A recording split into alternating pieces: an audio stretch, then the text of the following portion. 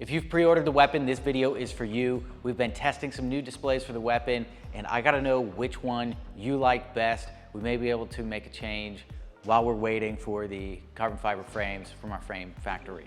Original prototype weapon display. This is a display we've been using on many of our bike models, the Trail, the Blade 2, and the weapon prototype as well. One of the challenges with this display though is that the stem on the weapon, it's a pretty wide mountain bike stem, is so wide that the mount for the display doesn't fit. So as a workaround on our prototypes, we mounted this on just one side of the mount for this display.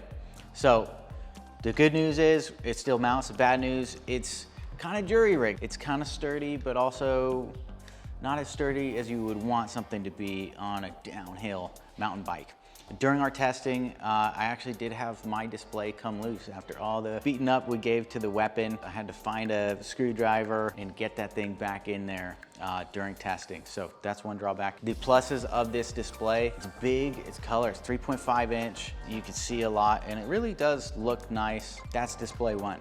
This one, it's a little bit smaller. So compared to the 3.5 inch we saw over there, this is a 2-inch display. However, the buttons and display are integrated all in one. It also has a single mount, but it's designed that way. So the single mount on this one is much sturdier than the single mount on what should be a dual mount display on the other one. Just running through this one, you can see it is a color display. It does have a few different features as well that display doesn't have. So for example, it will show you the percentage of time you've spent in each pedal assist level. Like level 3, you spent 30% and so on. One small challenge we're having with this display, and so I want you to tell me which one you like. Right now, it's not showing the battery capacity correctly, so we're still working out that issue with the display manufacturer.